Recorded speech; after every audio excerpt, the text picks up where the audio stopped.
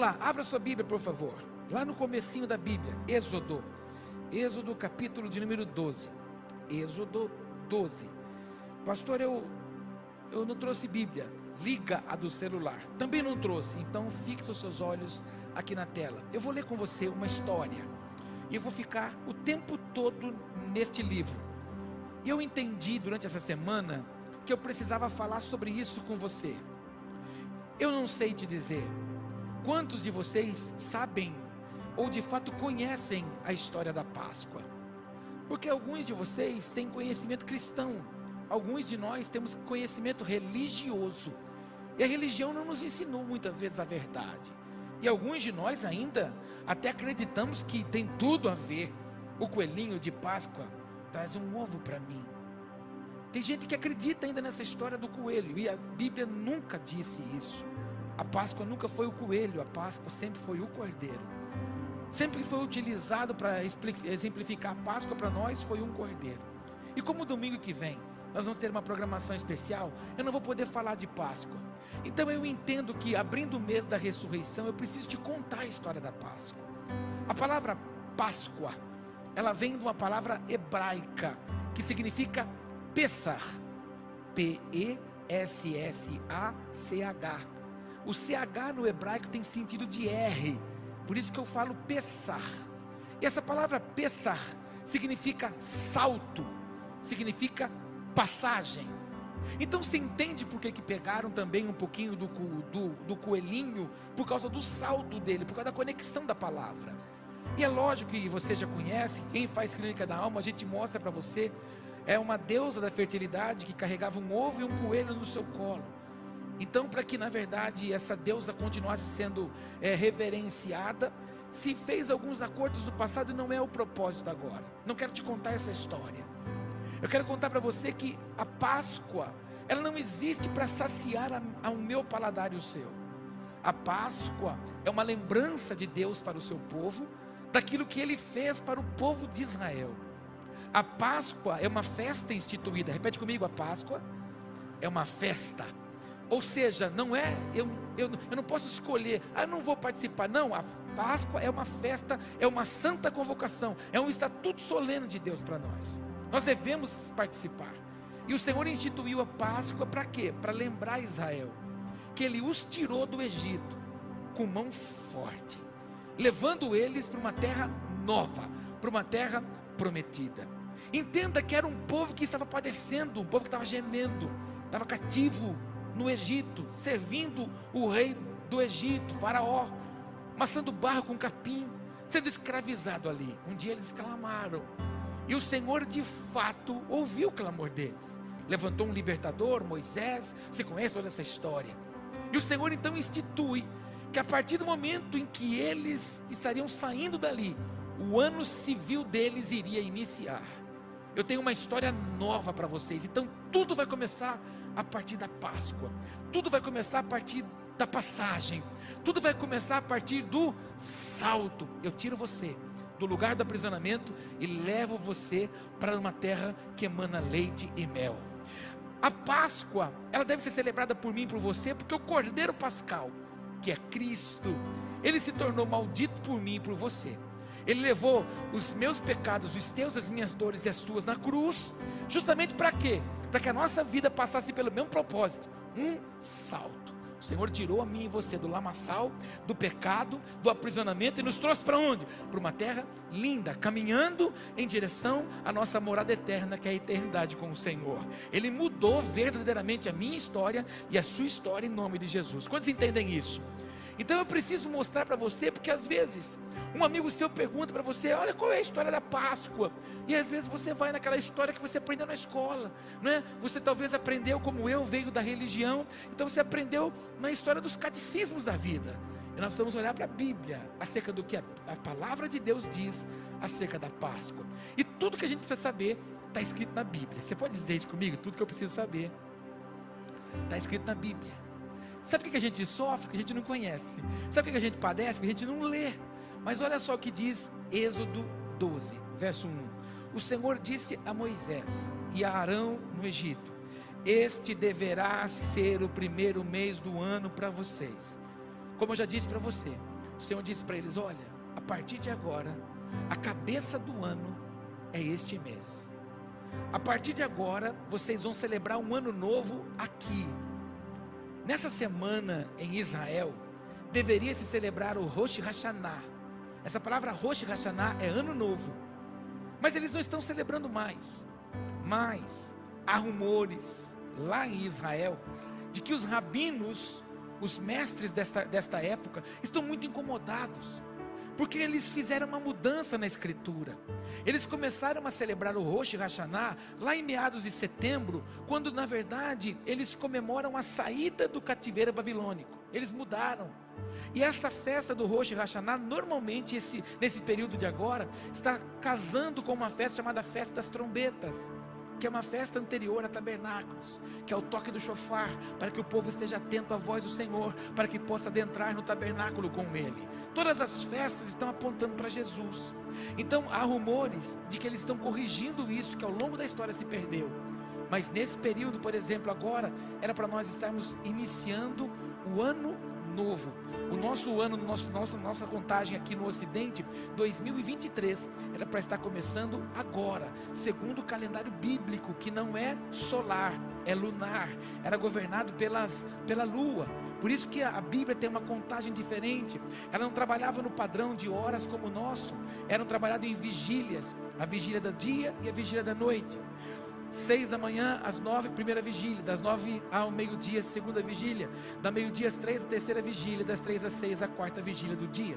Das 6 às 9 da noite, primeira vigília da noite. Das 9 à meia-noite, a segunda vigília. Da meia-noite às 3, a terceira vigília. Das 3 às 6, a quarta vigília. Eram 4 vigílias de 3 horas que se contavam no passado, justamente para que o povo pudesse ter noção do tempo e espaço em que estavam. Mas o que veio acontecendo ao longo da história fez com que nós ficássemos presos aonde? Dentro do cronos do homem, dentro, na verdade, do controle de calendário dos homens. Mas os nossos olhos precisam estar continuamente no Senhor, porque Ele vai vir segundo aquilo que está escrito na palavra, amém? E eu creio que Ele virá numa festa de tabernáculo, porque é a única festa que ainda não se cumpriu. A Páscoa já se cumpriu, Ele se tornou o cordeiro que foi ao matadouro por mim e por você. A festa de Pentecostes já se cumpriu, o Senhor investiu autoridade sobre a igreja, espalhou a igreja, esparramou ela em todas as nações, para que ela possa alcançar almas. Como é uma festa agrícola de colheita, ela também significa colheita de almas. A única festa que não se cumpriu é tabernáculos, quando Ele vem tabernacular com o seu povo. Vai ser demais. E Ele vem andando e saltando pelos montes. Conta sorrindo para o teu irmão: Ele vem andando e saltando pelos montes. Você percebeu que o culto hoje está bem histórico, está bem escola bíblica, e eu vim de pastor justamente por causa disso hoje. Vim de terno porque era bem contar a história para você. Verso 2, diz assim, 3, perdão. Digam a toda a comunidade de Israel que no 10º dia deste mês, todo homem deverá separar um cordeiro ou um cabrito para a sua família, um para cada casa. Se uma família for pequena demais para um animal inteiro, deve dividi-lo com seu vizinho mais próximo, conforme o número de pessoas e conforme o que cada um puder comer. Preste atenção, a festa lá estava apontando para um animal que deveria ser sacrificado, e se a família fosse pequena, esse animal deveria ser compartilhado com todos. Nos dias de hoje, na igreja moderna, nós não celebramos mais o cordeiro animal, mas nós celebramos o cordeiro espiritual, que é Jesus. E é por isso que nós compartilhamos o cordeiro que nós temos com as pessoas, porque é uma instrução do Senhor. Aquilo que você possui, compartilha com os demais. Olha para o teu irmão e diga: aquilo que você possui, compartilha com os demais. Então nada é por acaso, tudo está escrito na palavra. O cordeiro que vocês vão matar para colocar na mesa de vocês, para saciar vocês, se for demais, compartilha com quem pode. Nós que fomos alcançados pelo amor de Jesus, nós que já fomos alcançados pela obra da cruz, nós devemos fazer isso em tempo e fora de tempo, compartilhar com todos o cordeiro que nos redimiu e nos restaurou de novo em nome de Jesus, amém? O texto continua, verso 5, o animal escolhido será macho de 1 ano sem defeito, e pode ser cordeiro ou cabrito? Fala comigo, sem defeito. Preste atenção no que eu vou te contar. Conecta seus olhos aqui em mim. Deus não é relaxado. Deus não aceita qualquer coisa. E Deus não aceita de qualquer forma. Tudo que Deus quer de mim, de você, está escrito como tem que ser. Eu já contei isso aqui alguns cultos atrás, e até um irmão depois me passou uma mensagem dizendo que ele não compreendia daquela forma. Mas quando o Senhor ele reprova a oferta do Caim, ele não reprova porque não gostava do Caim. Ele reprova porque Caim não fez o que agradava a ele. Caim fez o que saciava a si próprio, não a Deus. É importante que você saiba que muitas vezes você sai de casa para vir na igreja, mas você não vem para cultuar, você vem para vir na igreja. E a sua vinda na igreja, que não foi para cultuá-lo como ele deseja, ele não pode receber, porque ele não recebe fogo estranho. Ele só recebe aquilo que a ele apraz, a ele agrada, a ele tributa louvor, tributa honra, tributa glória. Você entende o que eu estou falando? Tudo que o Senhor foi pedir para o seu povo, Ele explicou como. Vocês não vão pegar o cordeiro qualquer, você não vai pegar o manco, você não vai pegar aquele que você não gosta, não vai pegar o malhadinho que você está, não vou muito com a cara daquele bichinho, não, você vai pegar o melhor, você vai pegar aquele que não tem defeito nenhum, você vai sacrificar aquele. Você entende o que eu estou falando? Então, ventos de avivamento, o que Deus espera de mim e de você, não é corpo presente. O que o Senhor espera de mim é estarmos relacionados e envolvidos verdadeiramente com Ele. É que nós venhamos dia após dia matar nossa carne, o Adão que ainda tenta morar em nós, para que o segundo Adão, que é Cristo, possa habitar em mim e você. É uma necessidade nossa de compreensão, aprender a dar a Deus o que é melhor. O melhor do riso, o melhor da palma, o melhor do tempo, o melhor do esforço. Quando você vai preparar a sua oferta, não murmure, não reclame. Se você estiver enfrentando momentos dificultosos na área financeira, não murmure. A murmuração, ela é uma adoração a Satanás. Conta isso para o teu irmão. A murmuração é uma adoração ao nosso adversário. O que é a murmuração? Um ato de ingratidão. É que nós não somos gratos por aquilo que possuímos. Então Deus quer sacar de mim, de você o quê? O perfeito louvor. Os olhos do Senhor estão sobre toda a terra a procurar alguém que frequenta igreja? Não, os verdadeiros adoradores. E os verdadeiros adoradores não é quem toca nem quem canta. Os verdadeiros adoradores são os que têm uma vida de adoração a Ele. Porque às vezes a gente tem mãozinha bonita para levantar na igreja, a gente tem um sorriso bonito aqui na igreja, mas fora daqui nós não somos nada disso. Então Deus quer encontrar em mim e você uma vida constante, em nome de Jesus. Para o irmãozinho do seu lado não cochilar, esse culto é uma luta para conduzir ele. Diz para ele assim, que você entregue ao Senhor o seu perfeito louvor. Agora diz para ele assim, que você tem uma vida constante. Sim, essa palavra é tão difícil de ser dita, e mais difícil de ser vivida, constante. Porque, por exemplo, vamos pegar o exemplo do Elias. É tão bom falar que Jesus é bom, quando tudo está bom. A pessoa Elias falar que Jesus é bom, quando o trator estava passando por cima dele. Quando Elias estava lá no hospital, os médicos não sabiam o que ia acontecer com Elias. Quando os médicos disseram assim, tem fé? Ora. Deus é bom. Estando bom do jeito que a gente quer, Deus é bom. Não estando bom do jeito que a gente quer, Deus continua sendo bom. Que os meus lábios e os seus possam expressar gratidão ao Senhor em todo tempo, em todo lugar e em toda circunstância. Seja constante, irmão. Seja constante, irmã. Seja constante, família. Seja firme. Seja abundante. Eu falava isso agora há pouco com um pessoal na porta antes de começar o culto. Nós estamos vivendo uma era em que as pessoas não querem compromissos com as coisas, elas querem se isentar de compromissos. Isso acontece só na igreja? Não, isso acontece nos locais de trabalho, isso acontece nas famílias, acontece nos matrimônios, acontece nos relacionamentos, acontece em todo lugar. Esse é o tempo. Mas o povo de Deus não é um povo que se isenta do compromisso, até porque ele tem compromisso com o Senhor. Ontem à noite, profetiza mais, mas deu uma esfrega na nossa juventude. Sabe aquelas mães bravas? Sabe aquelas mães que quando ia lavar roupa naquele tanque ela batia a roupa assim? Mas ela falou com tanta veemência, eu estava lá no fundo só assistindo. Aí quando foi terminar, eu vou lá orar por eles. Eu tomei a palavra e disse para eles, falei, sabe o que vocês ouviram? Vocês ouviram a palavra de uma mãe. Porque o que ela falou aqui para vocês, nós já passamos. Nós já sofremos, nós já padecemos. Ela está dizendo isso para vocês não padecerem, para os olhos de vocês abrirem. E eu disse, menina, se você nunca ouviu do seu pai, você é linda, eu estou te dizendo agora, você é linda. Você não precisa ir para o braço do menino para você se sentir importante. E menino, você também, se você nunca ouviu isso do seu pai, se você nunca ouviu isso da sua mãe, você não precisa provar para os outros que você pega as meninas, cara. Até porque conquistador não é quem pega muitos, é quem conquista uma para sempre. Então cai fora dessa rotulagem do mundo. Cai fora dessa mania. O que nós estamos ensinando para eles? Para eles serem constantes, não no mundo, irmão, mas serem constantes na palavra.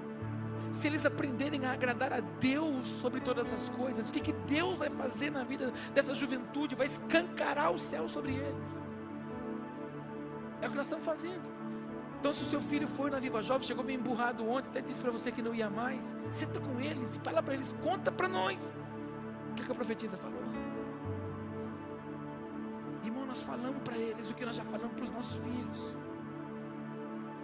Nós batemos na palavra, porque é necessário que os nossos olhos se abram. E nós que somos crentes maduros, olha para mim os maduros, nós não podemos ser meia boca, nós não podemos ser água com açúcar, nós não podemos tolerar o que está errado. Está errado. O errado sempre será errado, e o certo sempre será certo. Não haverá meio certo nem meio errado. Vai haver errado e vai haver certo. E por que as coisas estão escambando? Porque aqueles que deveriam influenciar estão se acovardando. Pais que são covardes, mães que são covardes, pais que são omissos, mães que são omissas, mães que já estão vestindo as suas filhas com sensualidade, pais que estão ensinando os filhos a curtir a vida. Não é assim que se educa um menino, muito menos uma menina. Eles precisam sentir os nossos braços, eles precisam sentir os nossos momentos, a gente precisa inserir eles na nossa vida. A minha vida é uma vida que, eu falei para eles ontem lá, a gente na nossa casa fala 24 horas por dia Bíblia, 24 horas. Na minha casa é 24 horas Bíblia, 24 horas igreja. Nosso assunto em casa é igreja, não tem outro assunto em casa. Gente, problema, gente boa, gente ruim, gente meia boca, meio ruim, meio boa. Lá em casa é isso. Nós nunca privamos nossos filhos de saber que na igreja é um lugar de gente imperfeita. E nós sempre ensinamos nossos filhos, se tem um lugar que você vai se decepcionar, é na igreja. Se tem um lugar que você vai se frustrar, é na igreja. Se tem um lugar onde você vai encontrar gente que vai bater nas suas costas hoje e vai dizer para você, estamos juntos, e amanhã não está mais, é na igreja. E eu falei para eles, e vocês, porque vocês são filhos do pastor, vocês se preparem, porque sobre vocês vai ter duas bazucas, 2 canhões. Um que é assim, está fazendo porque é filho do pastor. E o outro, nem o filho do pastor faz. Eu falei, vocês estão debaixo de 2 miras. Mas eu disse, não viva por aquilo que vão falar, viva por aquilo que vocês vão fazer para agradar a Deus. Pai, mãe, mês é Páscoa, mês é passagem, é o mês de mudança, é o mês de ressurreição. Talvez você está precisando é mudar os seus atos dentro da sua casa. Então, você está precisando é de fato mostrar para os seus filhos o verdadeiro valor de ser fiel a Deus, sobre tudo e sobre todas as coisas. Mostrar para eles o valor dos princípios. Aquilo que é nosso, aquilo que não é nosso, não é nosso. Aquilo que é certo, aquilo que é errado, que é mentira. Não há mentira branca, não há mentira para a glória de Deus. Não existe isso. Ou é mentira, ou é verdade. Deus se agrada das coisas que são certas, e Deus recebe aquilo que é certo. Quantos ainda que eu estou falando isso? Nós entendemos que estamos transicionando para um tempo extraordinário, para um grande rompimento de Deus, e Deus está colocando tudo em ordem, porque Deus não trabalha com desordem. Diga isso para o teu irmão, Deus não trabalha com desordem. Ah, meu Deus, eu tenho que falar disso aqui. Olha aqui, olha para mim. Eu sou uma geração Fiz 40, vou fazer 50. Chegou. Dia 29 de maio, calço 41 e uso camisa 6. Dia 29 de maio, vou fazer 50 anos.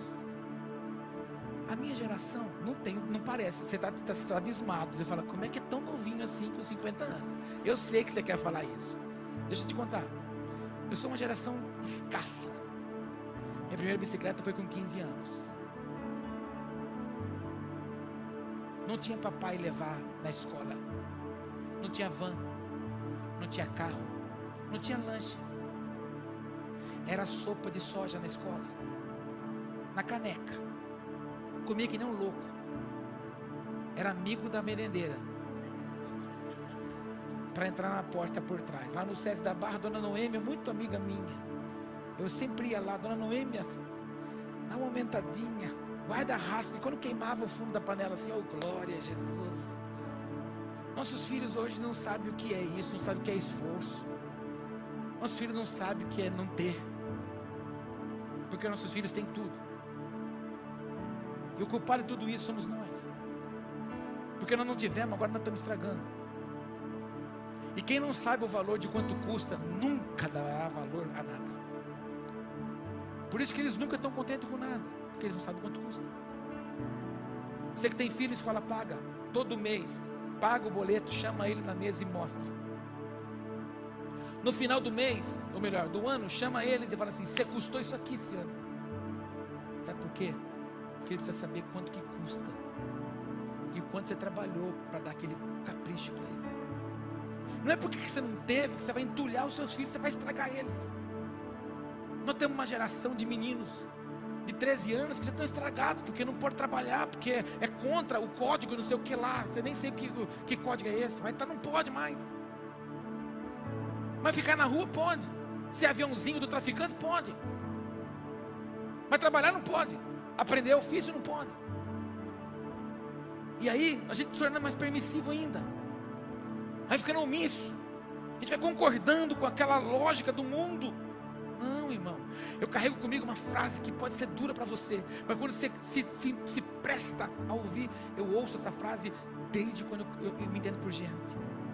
Cipó se coxa enquanto é verde, porque depois que seca ele quebra. Se a gente não dá forma enquanto pode, a hora que eles estiverem já numa idade, não vai dar. Aí sabe o que vai acontecer? Quando chegar o seu tempo de ser cuidado por eles, eles vão te colocar no asilo, ou eles vão dizer para você que não te conhece, porque eles têm mais coisa para fazer. Por quê? Porque o seu filho não soube o valor das coisas. Você foi dando. Olha como o culto saiu da Páscoa e veio para casa. Fala para o irmão, Deus está botando ordem na casa. Me perdoe, volte mais vezes. Mas nós somos uma igreja família, irmão. Eu não quero que você esteja aqui. Eu quero que você e sua família estejam aqui. Eu quero que você e os seus filhos estejam aqui. Eu quero casar seus filhos. Quando eu vejo um bode chegando perto das nossas ovelhas, das meninas aqui, eu já chego e falo assim, o que você está pensando aqui, irmão? Tem um que vai casar aí esses dias aí, eu já passei perto dele agora há pouco, eu falei assim, você vai conversar comigo naquela salinha lá, rapaz. Você vai vir aqui, pegar as nossas meninas aqui. E aí? Irmão, eu sou pai. Eu olho para as nossas meninas aqui da igreja, o que eu sonho para minha filha, eu sonho para elas. O que eu sonho para o meu filho, eu sonho para os meninos aqui da igreja. Chego junto, levo eles para a salinha, dou tapa na orelha deles. Ué, irmão, se às vezes ele não tem um pai na casa dele que é referência, pelo menos o pastor dele vai ser. Mas a igreja não consegue fazer as coisas sozinha, irmão. Não adianta você falar assim, criei meu filho na igreja, mas em casa você não fez nada. Então você não criou. Porque a igreja não é capaz de fazer tudo. Você precisa ajudar a gente. Eu oro para que haja ressurreição sobre a sua casa. Eu oro para que o Senhor ressuscite princípios na sua casa, valores na sua casa, em nome de Jesus, e que você viva algo extraordinário em nome de Jesus, e que essa Páscoa seja marcada por um tempo de renovação dentro da sua família, do seu lar, em nome de Jesus. Você pode aplaudir Jesus? Até suado.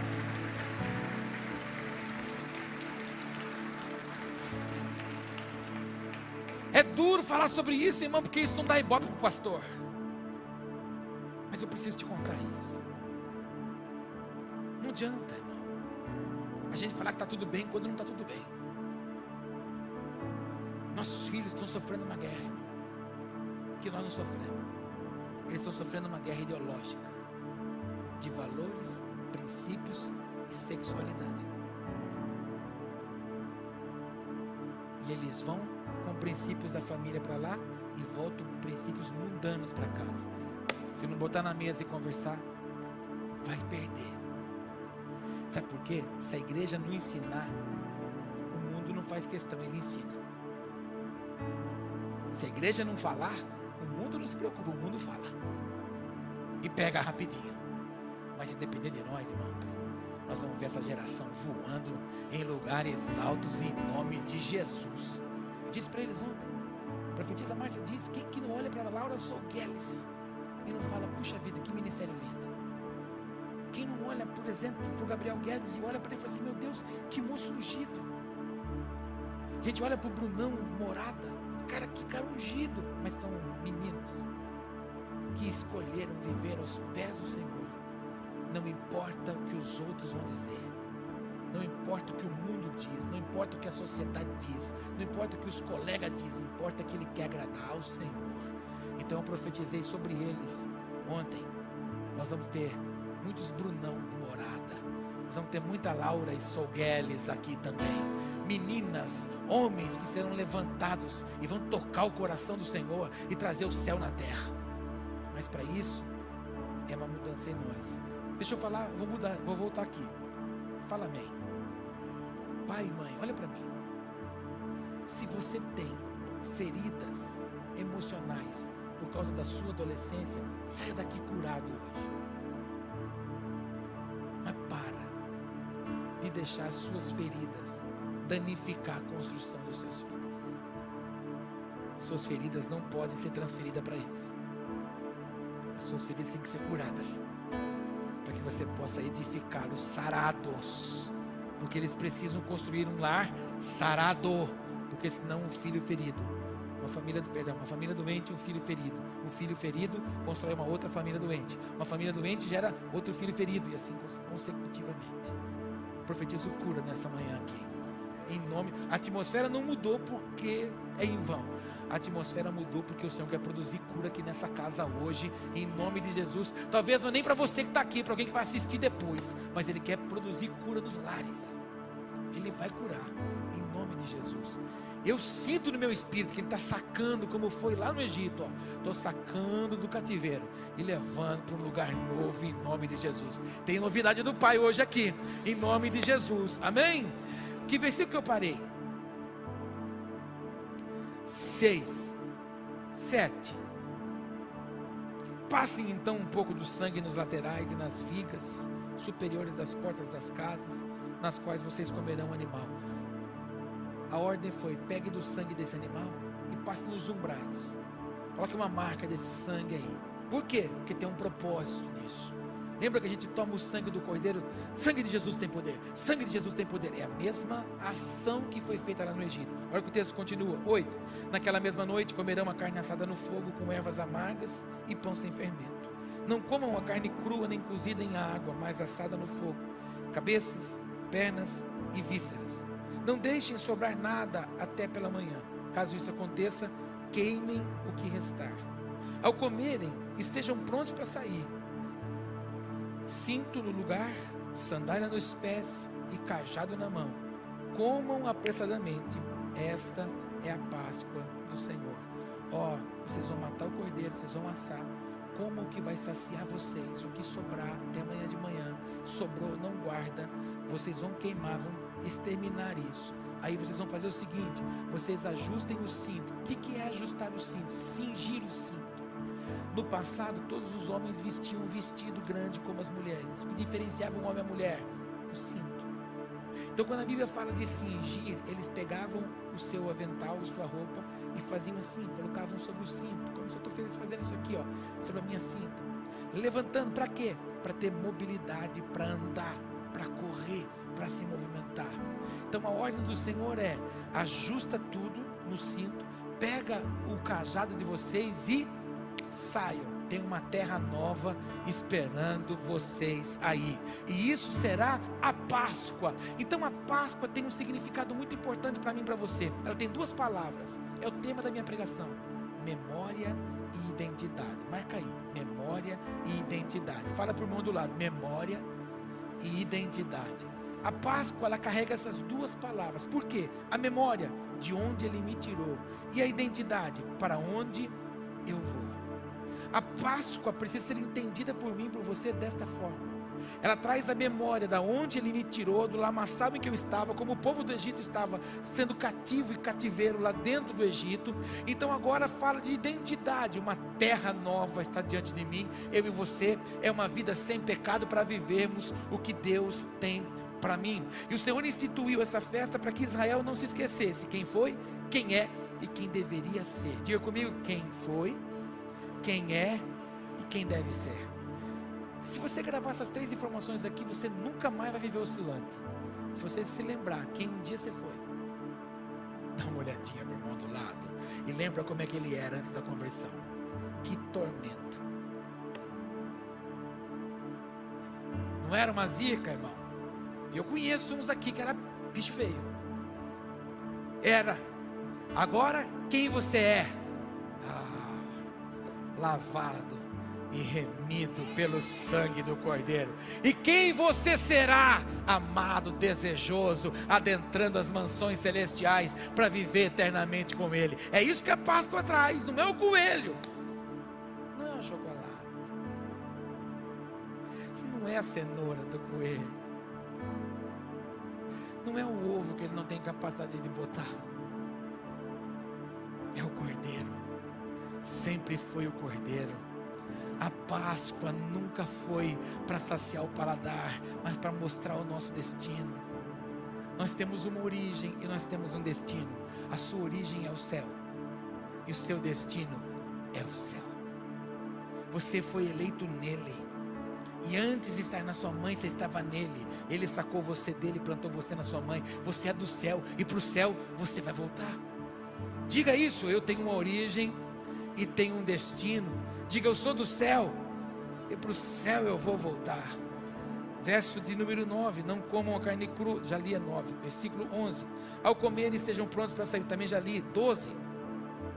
Naquela mesma noite passarei pelo Egito e matarei todos os primogênitos, tanto dos homens como dos animais, e executarei juízo sobre todos os deuses do Egito. Eu sou o Senhor. O sangue será um sinal para indicar as casas em que vocês estiverem. Quando eu vir o sangue, passarei adiante. A praga de destruição não os atingirá quando eu ferir o Egito. Coloca a mão no ombro de alguém com bastante delicadeza e diga: a praga do Egito não alcançará o seu lar.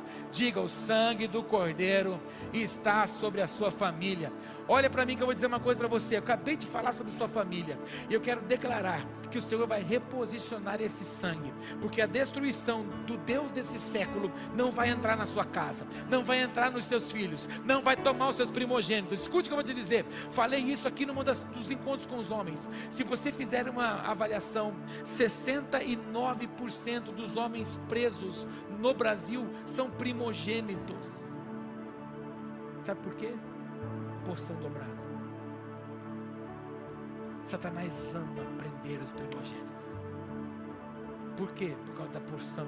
Então eu quero declarar que o sangue do Cordeiro aspergido nos umbrais das portas daquelas casas, para que na verdade o espírito de destruição não passasse sobre aquelas casas, mas o Senhor trouxe graça sobre aquelas famílias. Eu quero declarar que a mesma coisa acontecerá sobre o seu lar hoje, em nome de Jesus. Digo outra vez: os nossos filhos não serão alcançados. Esta praga desse tempo não os alcançará. Eles estarão escondidos no Senhor e sairão e adentrarão na terra nova estabelecida pelo Pai, em nome de Jesus. Quantos entendem isso? Aí o texto continua no verso 14: este dia será um memorial que vocês e todos os seus descendentes celebrarão como festa ao Senhor. Celebrem-no como decreto perpétuo. Durante 7 dias, comam pão sem fermento. No primeiro dia, tirem de casa o fermento, porque quem comer qualquer coisa fermentada, do primeiro ao 7º dia, será eliminado de Israel. Olhe para mim, eu vou terminar. Fala aleluia. Vamos abrir um propósito hoje? Vamos abrir um jejum pela nossa família. 7 dias. Até domingo de ressurreição. Se você tiver fé para isso, tire o fermento. Sabe o que é fermento? Não sabe? Pão. O fermento, ele tem poder de mudança. Se você aumentar o fermento naquela junta de massa, ele vai levedar, vai dar crescimento para ela. Se você não conseguir tirar, tire alguma coisa essa semana. Faz um jejum específico. E esse jejum, como igreja, nós vamos fazer pelos nossos lares, pelas nossas famílias. Nós vamos adentrar uma festa. E o Senhor sempre instruiu o seu povo: abandonem o que altera vocês. Então nós precisamos fazer uma consagração para a nossa família. Eu queria desafiar você a consagrar essa semana a sua casa, o seu lar a Deus. Você vai falar para Ele hoje: Jesus, eu saí daqui desse culto hoje, declarando que o sangue do Cordeiro já foi colocado nos umbrais da minha casa. Mas eu saio daqui hoje, se tiver com a família aí junto, vocês vão orar juntos. Vocês vão depois declarar: nós vamos como família abrir um jejum pelo nosso lar. Escute o que eu vou te dizer, uma palavra de um pai e de um profeta agora. Se você tiver filhos longe dos caminhos do Senhor, prepare-se para um milagre sobrenatural nesta semana. Se vocês têm marido que estavam longe dos caminhos do Senhor, desviados, ou não queria saber do reino, preparem-se para viver um tempo de restauração do seu lar, em nome de Jesus. Eu não estou dizendo, estou profetizando. Prepare-se para viver um novo sobre o seu lar. Fique em pé.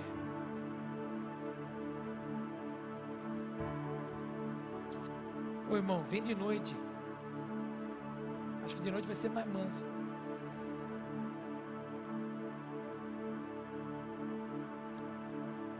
Está com a família aí, irmão? Você vai pegar na mão da família.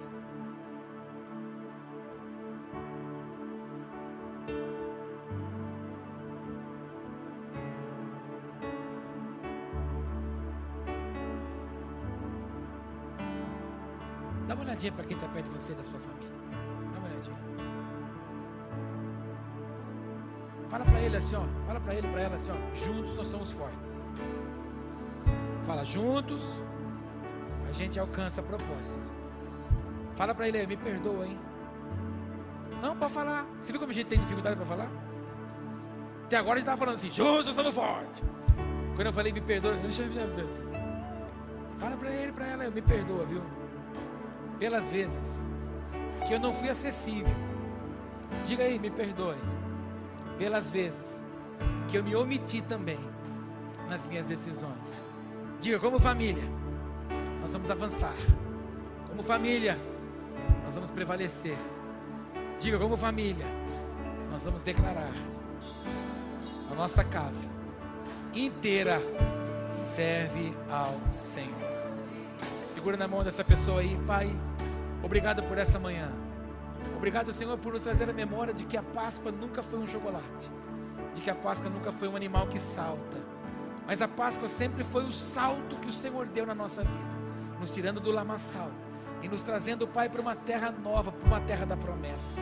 Senhor, em nome de Jesus, nós queremos hoje trazer a memória que o Senhor fez, tirando o povo do Egito, trazer a memória que o Senhor fez, nos tirando também das garras do inimigo. Nós queremos agora usar a autoridade que o Senhor nos confere e declarar que os umbrais dos nossos lares estão agora consagrados pelo sangue do Cordeiro. O espírito da destruição não entrará nos nossos lares. O espírito da destruição deste tempo, desta era, não entrará nos nossos lares.